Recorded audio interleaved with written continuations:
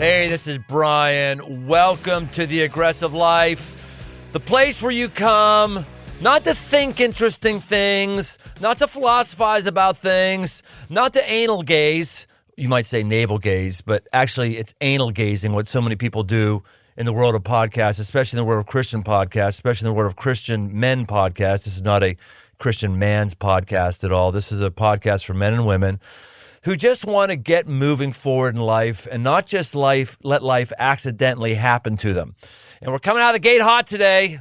You ready? Here we go. Here's a quotation for you. Quote, "We make men without chests and expect of them virtue and enterprise. We laugh at honor and are shocked to find traitors in our midst. We castrate and then bid men be fruitful."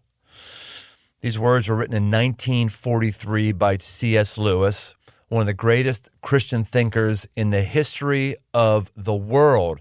A guy who served in World War I, wrote Lion, the Witch, and the Wardrobe, all those things. And my goodness, those things could have been written yesterday. C.S. Lewis saw that we had a crisis for masculinity inside of the world, and especially inside of Christendom. Even use the word masculinity anymore. It feels like we don't even use the word masculinity without attaching toxic before it.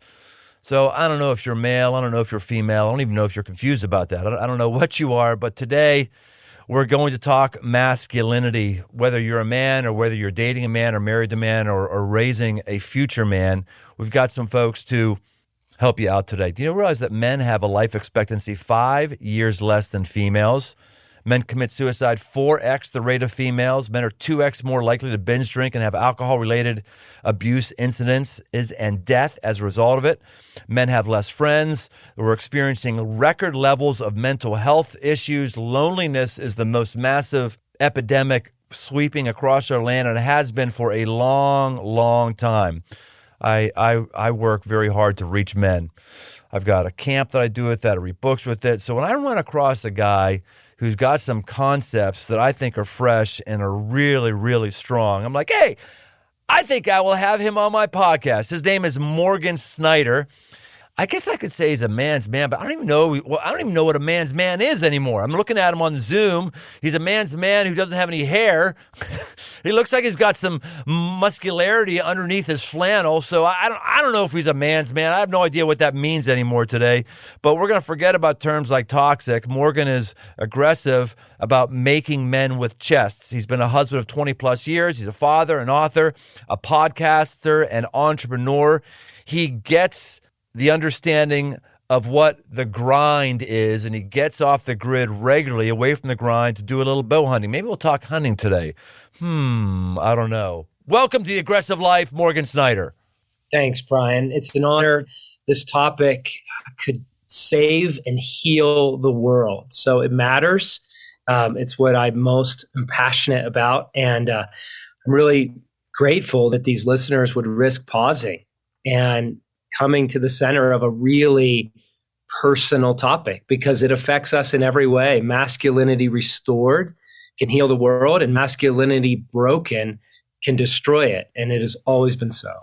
So what makes you, other than the fact that you are a man, what makes you so passionate about the topic of masculinity? Gender is a very hot topic in the world. And so much of it stems from the mishandling of power by men.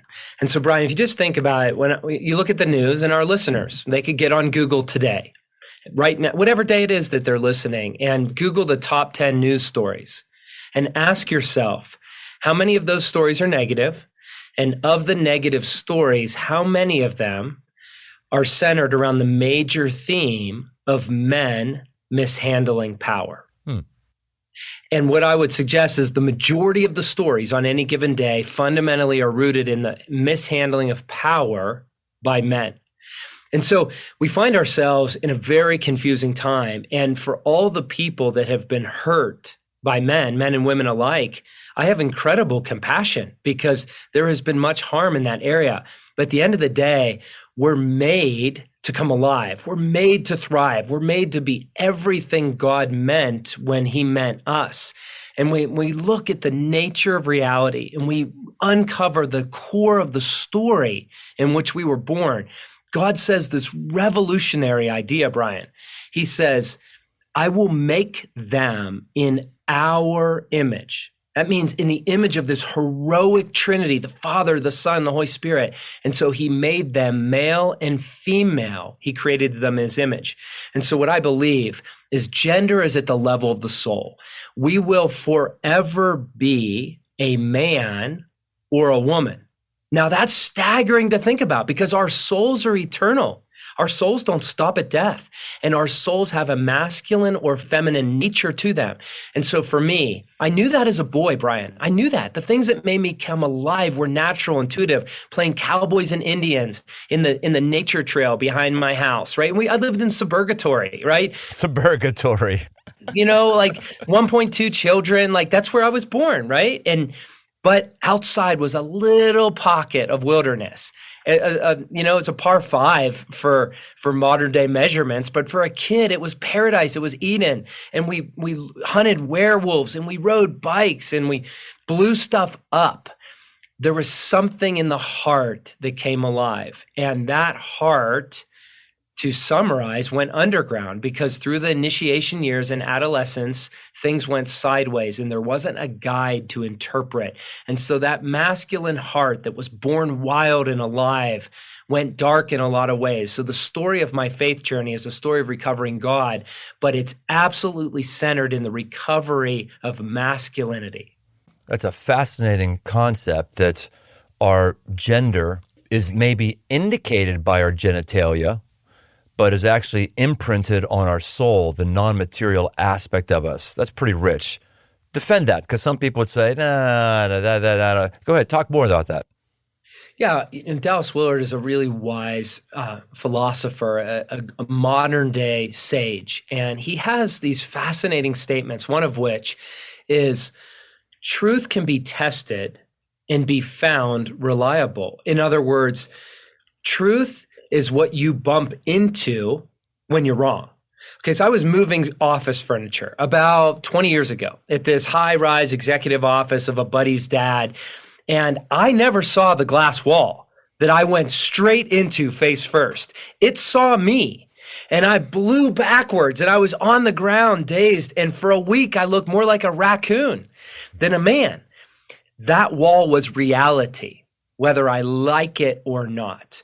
Right? Truth is something we bump into when we're wrong. When we have a loving Father, when we have a God that's personal and intimate and orchestrating a path for our restoration at the center of all things, then that's good news because we're being shepherded, we're being apprenticed as men and women into this process of initiation. And so to really recover the story, we have to go into design. We don't start with the fall. You don't start with everything blowing up and going sideways. If you want to recover, you start in Genesis 1 and 2. You start with what was intended. And so you look at little boys and you look at little girls and you ask, what are the distinctions and what makes them come alive?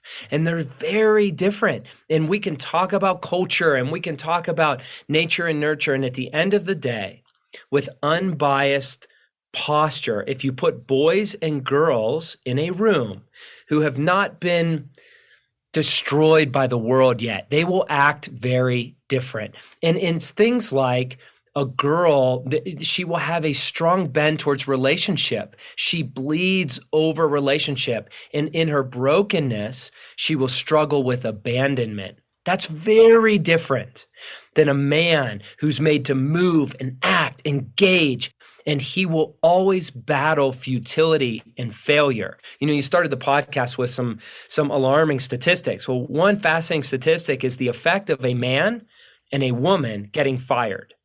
There are far more suicides by men getting fired than women, right? The man loses his job. It cuts right to his identity. And so often it's, I am a failure. I have failed. I am not enough. I can't make it happen. I can't come through. My strength is actually weakness. Whereas women have a stronger resiliency to career setbacks because they're relationally centered and they're able to bring that skill set much more healthy than most men to different environments. And so you start with kids and go there, and then you have to ask, what's gone wrong? One of the things I hate about how we discourse in our culture is whenever a strong point that's really, really good is made, when we don't have any way to interact with it or great mental thoughts to come against it, we lean into the what about defense. Well, what about, I mean, you just made a really, really great case there for how our souls may indicate who we are as male and female. And it is true. Any of us who have sons or daughters, they do behave differently. Now, of course, you put them inside that room, put a bunch of 4-year-olds inside that room. I guess how they were parented from 0 to 4 might affect that. But certainly there's absolute consistencies. But I know people say, yeah, but what about the girl who is just as driven and wants to climb trees? Yeah, but what about the boy that is very tender and wants to hold hands? Yeah, but what about those? Just I want to get that away with, because I don't want to just deal with all the negative counterpoints, this whole thing. We need to move beyond it. But just hit that one real quick. Yeah, I think it's really important not to throw the baby out with the bathwater. I mean, Paul says really boldly, this is Paul, he's the man who said, act like men. Okay, if you want to discourse on masculinity, you look at Paul. And then in Thessalonians, he says, we were like a mother to you. What do you do with that?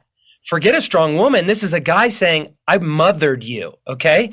God is not a problem to be solved. He's a person to draw close to relate to know. The more we grow in maturity, the more we grow in mystery.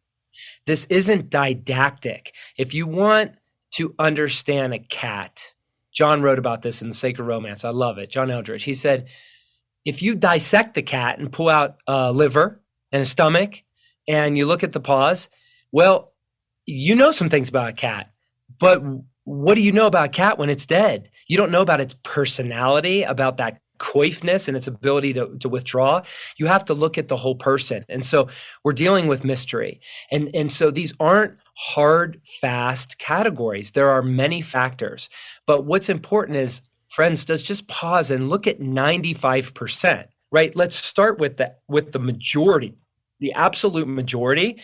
And these distinctions are meant to help heal both genders. And so before we get really defensive about fringe cases, which is valid, and I'm not defending fringe cases, what I'm curious about is what we do with the vast majority and wonder, what is God up to? It's a far better question than, what about this? What about that? A better question is, what is God up to when he meant expressing himself as gender, as masculinity, as femininity, and to heal the world and restore all things as God intended? I want to solve that. Right. And these things of the 95% or whatever it is, they're reflective in every culture, in every time period, in every corner of the globe. It's not like America in the pioneering days of the 1800s had a kind of male, and then the kind of males that were over with Genghis Khan were different, or the kind of males that were over. I mean, pick it all. These things are so consistent that we can't spend our time trying to explain them away because of the 5% or the 4% that don't fit those prototypes. And I think that might be part of why men are struggling. I don't know about you, Morgan. I think right now, I don't think there's been a harder culture to be a man in than current American culture. And by the way, I still think it's harder to be a woman in our culture than it is a man. I know you maybe believe the same because you already talked about that, men abusing power. We're going to get into that in just a moment. What I'm saying is, for our men out there that are struggling on any level, you're what's called normal, because more men are struggling now than ever before, because it's harder to be a man right now in culture. Let's go back and forth. You name one, I'll name one. Why is it so hard to be a man right now? Oh, it's a very, it's a culture of hate, right? There's an attack culture, me versus you. That's great. Wow. That's deep. Okay. I would say, here's another one. Our culture is the first culture to have women out-educated than men, and therefore out-earning men, which is fine, is great. I wish my wife out-earned me. I'd have more guns and motorcycles. but for man, we don't have any role models. We have no one to look at. Our father or grandfather had that, so we feel like we're in virgin territory. Your turn. Yeah, another one is we're in a patriarchal society. Whether we like it or not, we inherited a patriarchal society. And almost every society in human history, almost, not all, but has been patriarchal. And the problem is when men entrusted with power have done harm instead of good, the fruit has not been good. And so we live now in a reactive culture saying, screw masculinity.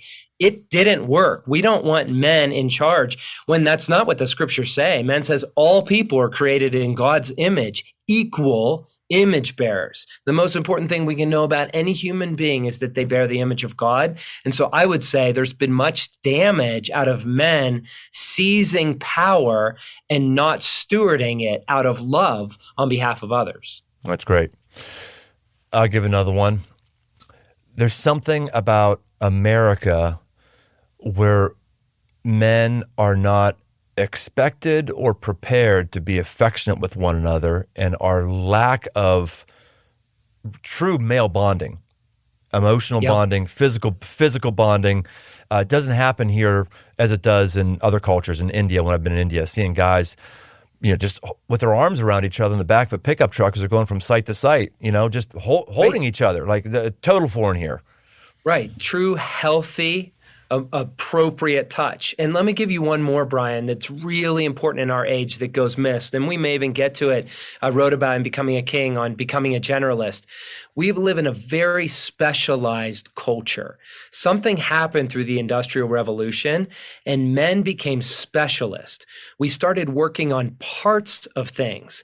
It was out of capitalism and this march towards efficiency, right? We live in up and to the right. More and more, faster and faster. That's the atmosphere of our age. Here's the fruit. When you have a guy that's really powerful in a boardroom, right? He maybe can kill it on the golf course, and then his car breaks down and he's looking under the hood, right? And then some tow truck driving mechanic comes up and he asks him the most terrifying question you can ask a man in that environment. What do you think's wrong with it?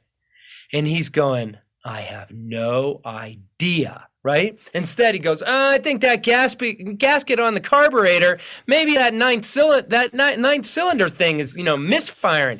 He has no idea because he feels six, right? And the problem is when you live in a culture of specializing, there are parts of the man that go to sleep. There are parts of the man that never get initiated. There are parts of the man that are atrophied, almost like muscles that are in a cast. After the bone is healed, you still have muscles that need revitalized. And so it's very important to understand so much has been outsourced in our culture. And though we've become skillful and competent specialists, what you've lost is much of what God meant when he meant masculinity, the whole man. And that causes great damage to many people. Yeah, that's another thing to look at the history of the world and the history of men. We've always fixed things. We've always built things. We've always killed things.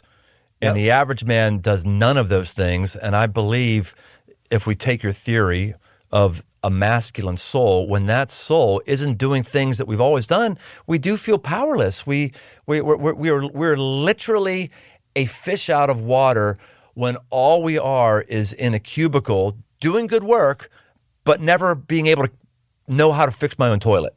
Yep. So let me ask you a question back, Brian. Give me an example of a moment that you felt powerful because you felt agency. You felt the ability to come through, to get something done, to fix something. And then contrast that with a moment where you felt shrinkage. You felt exposed. You felt, I am not a man. I don't know what to do. Can you just give us two examples? Okay.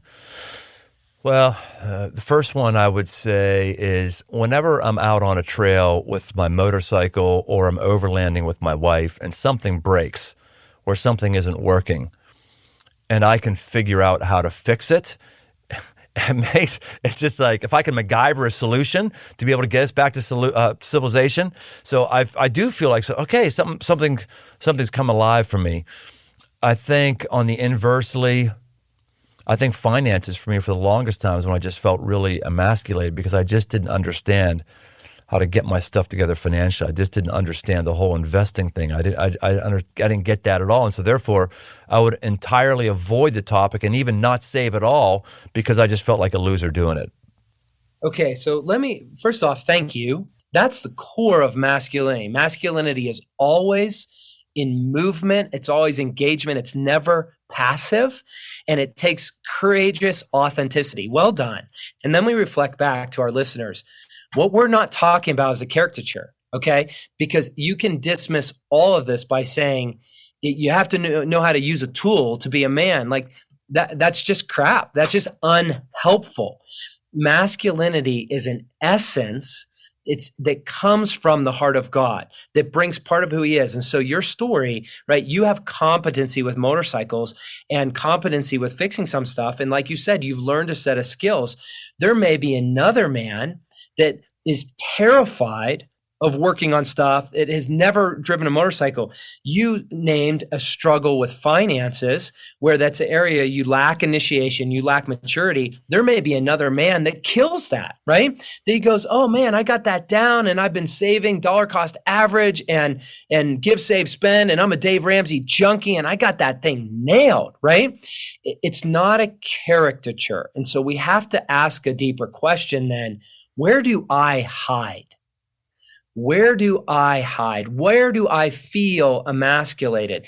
Because God is very personal, and each one of us bears God's image as gender, but even deeper, we bear God's image uniquely, some particular expression like a snowflake or a fingerprint. And so when we're recovering masculinity, we have to do it very particularly, and we have to ask the question, where am I hiding and what am I afraid of and why? When you wrote your book, which is a very provocative title, Becoming a King, The Path to Restoring the Heart of Man, that's a ballsy, pun intended. That's a ballsy. Publisher told me it was a bad idea. Don't do it. And I that's one place I took a stand and I said, that's the title. Because they said women won't touch it. Women don't want a king. They don't want strong men because strong men are not good. And that's their experience. Bless them. That has been their experience. So yeah, it was balls. And we all know that women drive the publishing industry. 90% of all books bought, especially in the Christian world, are bought by women. I wrote a book for men called Five Marks of Man. I have a book out right now for a devotional for guys called Move, which is right in line with what you're talking about not being passive. And I wrote those books recognizing if I actually want to sell a lot of copies, I got to recognize the women have to buy this for their men. Right. They got to buy it for their husband, their boyfriend, their son, or whatever. So, I mean, that's a ballsy thing to do, but it makes sense, I think, especially coming off of your earlier statement about men abusing their power being the source of so many negative headlines. So just give us your stump speech. What is a king for a man to be? What is it, and why should he be it? Here's the fundamental idea behind this, Brian, is we all have a kingdom. Men and women, we all have a kingdom. A kingdom is a realm entrusted to your care. It's where you have say. It's where what you want done is done. You and I both chose what we were going to wear today. And I like your flannel shirt. You look pretty Colorado over there. And, we chose that, right? I don't choose whether or not I have hair. I have deerskin underwear on right now. Deerskin underwear, and I'm getting some serious chafage. Way to go. I don't have underwear on again. I gave it up a decade ago. Live simple, travel light. So those are our choices. We have a kingdom, right? When my son turned 13, he got a cell phone. And I had two very powerful emotions when I bestowed that phone on him. Sadness, and I had excitement. Here's my sadness. My sadness was his kingdom is now going to expand beyond my borders. There are things that he can access, that he can control, and he can shape that I can't influence. And my excitement was, he's on time. He is ready for this. And so I said, son, I am excited. You're on time. I give you permission to make mistakes. You will fail with this. I'm already failing with it, but we're going to learn. And we have a father that's leading us through a process. Your kingdom is expanding. That which is entrusted to your care has just got bigger. You can do this. We'll do this together. And so we all have a realm. It begins with our body, our imagination, our gifting, our talent, then extends to our dogs. We just got a puppy for the first time in our house. And so that's why I probably look really tired. But we have a puppy in our kingdom now, and a couple of vehicles, and financial resources, and a vacation, and contending with COVID. And so we all have a kingdom entrusted to our care. And God's intention, he built the universe around partnership. The radical invitation of the gospel is the King of Kings to say to us, come and rule with me. That is to exercise my personality, my heart, my intentions, to see that together all things will be restored on earth as they were intended in heaven. And so we all have a kingdom, like it or not. And so a better way to get to it is, how is your kingdom? How are the people and the things entrusted to your care? How's that going? That's a really risky question, and one that everyone should give consideration to. Boy, it really builds on your previous idea of being a generalist too, because I think in history of the most potent kings or queens, I like how you say that women have kingdoms as well. I really like that a lot. When I think of in history of the ones that were the most respectable, they were ones that had enough general life experience to understand the general populace. It wouldn't be if Prince Charles ever becomes King of England. I mean, that guy, he doesn't have any generalist knowledge that is going to help England at all, right, given his background. Right. It's that generalist thing. You it was in your book, right? Talk the story about Benjamin Franklin and the colonists and the Iroquois Indians. Oh, it's so good, right? Because the Americans regarded the savages of North America, right? That was their name for the Americans, for the Native Americans, the Indians that were there. And so the commissioner from Virginia made known to the Indians of the Six Nation, a fund was being created by the colonists to educate the youth. Right. And so they had this fund. And this is the quote that I have in Becoming a King that I just think is brilliant. It says, if the Six Nations would send down half a dozen of their young lads to the college, the government would take care that they should be well provided for and instructed in all the learning of the white people. The appointed Indian representative for the Confederation for the Iroquois tribe responded, our ideas of this kind of education happen not to be the same as yours. We have some experience of it. Several of our young people have formerly been brought up at the colleges of the northern provinces, and they were instructed in all your sciences. But when they came back to our tribe, they were bad runners, ignorant of every means of living in the woods, unable to bear either cold or hunger, knew neither how to build a cabin, take a deer, kill an enemy. They spoke our language imperfectly, were therefore neither fit for hunters, warriors, nor counselors. They were totally good for nothing.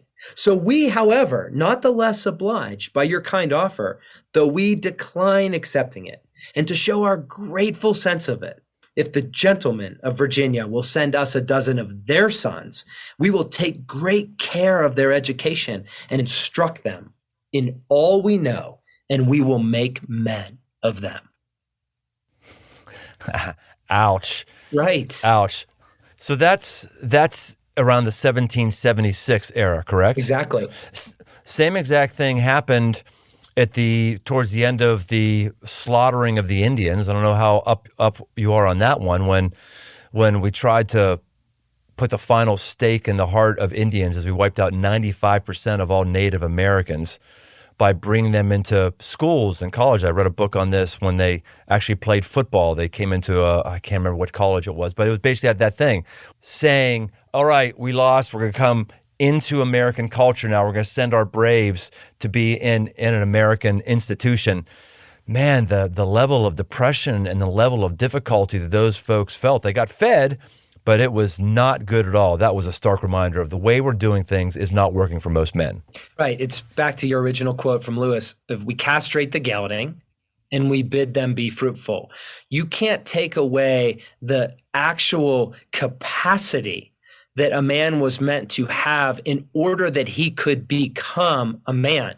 And so that's why simple things like a man needs real things. There was this research study over 10 years ago, and the world's changed a lot in 10 years, that 97% of our life in the Western world is lived in artificial environments. Inside artificial environments. Right now, you're in a studio, I'm in a studio, right?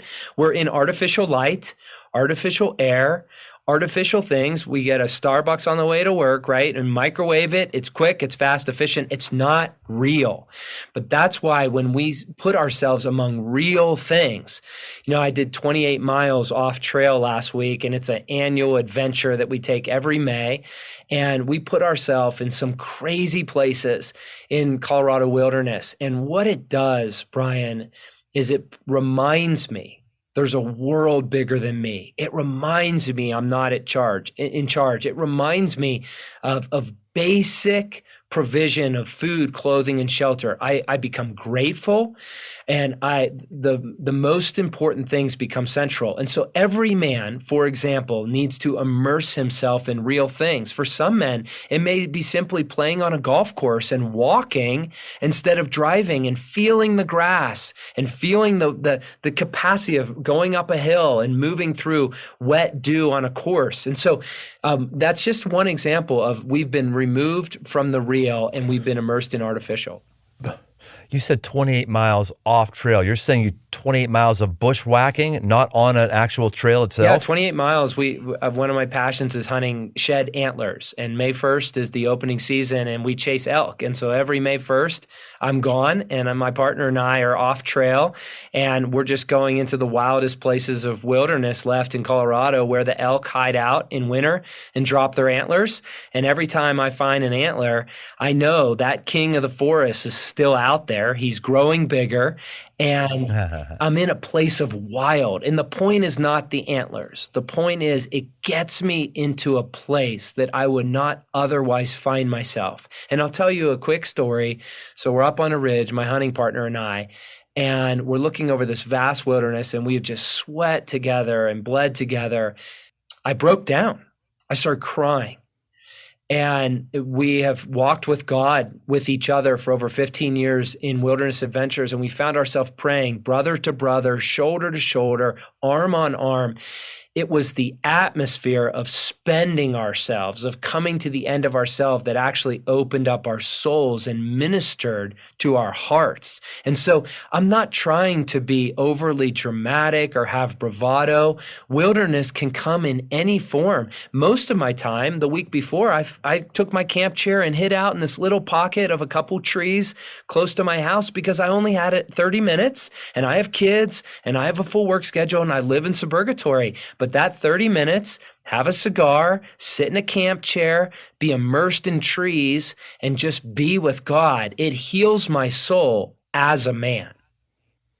All right. All of us who live in Ohio are really pissed off at you right now. Like, you could say all you want that you're in suburgatory, but the fact of the matter is you're in the middle of being able to get an hour to great wilderness, and the rest of us are jealous. You suck. Taking a quick break here to let you know that my latest book, Move, is out right now. This isn't like any other devotional book, at least none that I've read. It's full of the things I always find myself talking to guys about around the campfire, or if we're having a couple beers or on the back deck. We've added 22% new content to this devotional from a previous version that was self-published. So even if you own the original, there's a lot of new stuff in here. Get your copy on Amazon today. And while you're at it, be sure to subscribe to the podcast and leave us a rating. and review it. It actually helps us drive new listeners to the show. I think we might have been a help to you, and we want to be a help to as many people as possible. Speaking of being a help, let's get back to it.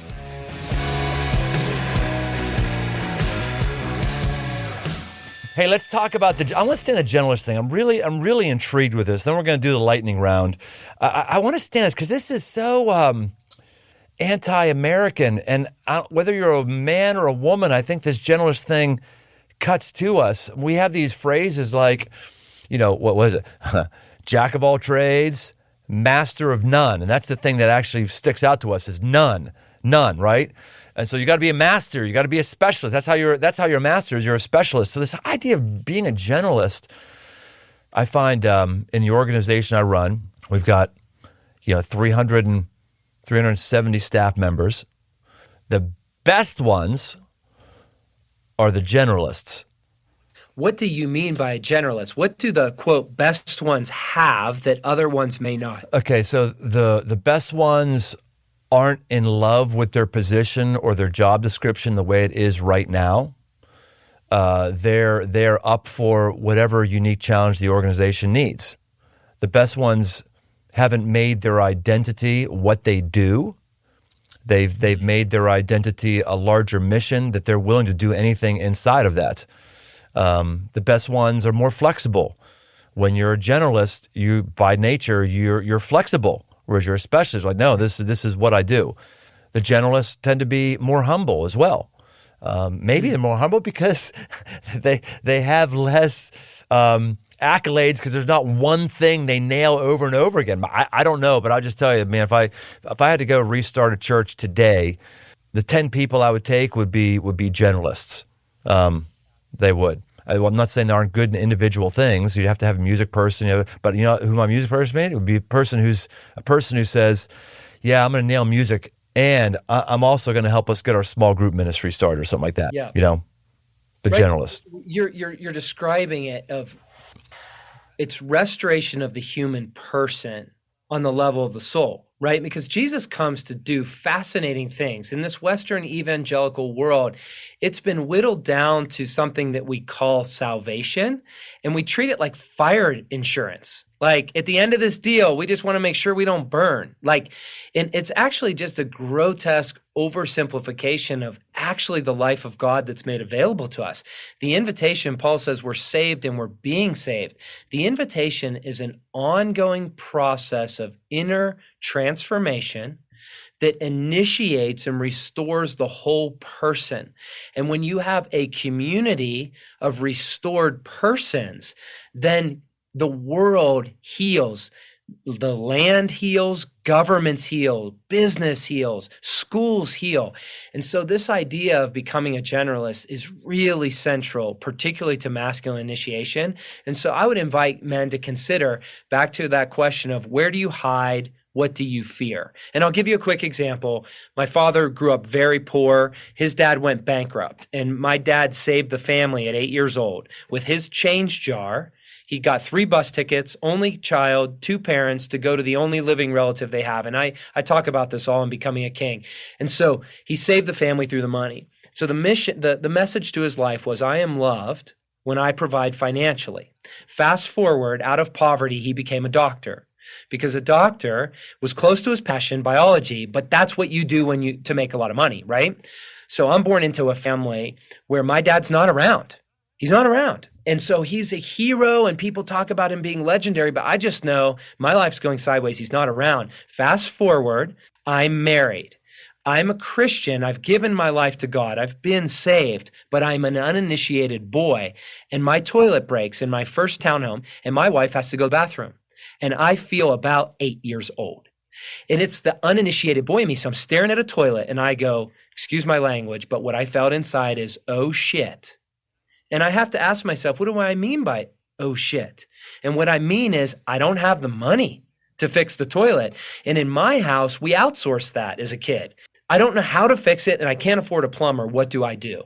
So this is where I'm learning about becoming a son and being fathered. And I drive to Home Depot and I sit in the parking lot.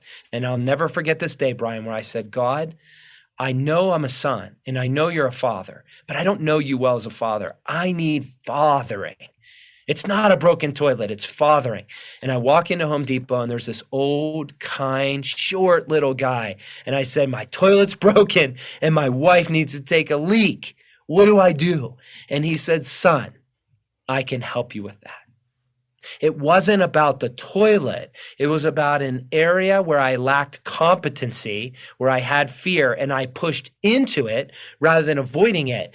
And when I fixed that toilet, more than the toilet got fixed, part of my soul was healed as a man. And my wife, just like your wife on your overland trips, my wife has more of a man than she had at the beginning of our marriage. So I'm going to give you some topics here, and they're generalist topics. And these topics are not just physical things you do with your hands, but a wide variety of things. And I want you to give us just a couple words of wisdom on them. This might be the lightning round. I've got separate questions for the lightning round, but this may actually be our lightning round. So I'm going to give you a topic, and after each one, you tell me why you think it's important for a man to be able to do this or understand it, okay? Here we go. Handling a tool. When you learn to use a tool, you learn that it's an extension of the man. I think every man has to have a fierce mastery over a set of tools, a set of books, and a set of weapons. All right. Handling a weapon. Talk about that. Why? A weapon is a dangerous thing. So is a cell phone. Albert Einstein said technology is like putting a razor blade in the hand of a 3-year-old. And it can be dangerous for evil or it can be dangerous for good. Handling a woman's heart with care. A woman is an entirely different creature, Brian. She doesn't want to be solved. She wants to be known. I have 3 women in my house, a woman dog, a woman teenager, and a woman wife. And they're all mysteries, but they want to be known.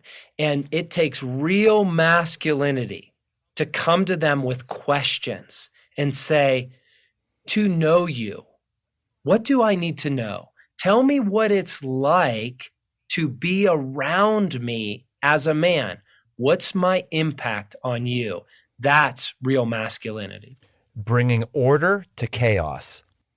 Some of my favorite days are when my world is crazy and blowing up every side, to go into my garage and just organize some things, organize my hunting gear, organize my tool bench, because those are the things that get neglected, right?